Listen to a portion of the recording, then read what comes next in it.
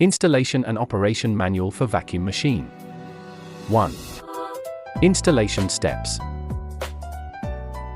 First, we link the power. 4 power lines. We have R, T, S as fire line and N as zero line. After linking lines well, we open the power switch. If power light is on, then it means link the lines right. If power light is not on, then we need to change the connect position of any 2 of the 3 fire lines. After lines are linked well, then link the inlet air pipe. 2. Operation manual.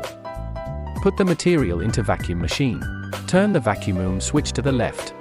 Then the vacuum will be closed. Close the air outlet valve. Then press the start button. Open the air inlet valve. Attention! That we should open the air outlet valve while vacuuming sometimes. Avoid the bubbles or materials out of the cups. After vacuuming is done, close the air inlet valve. Press the stop button.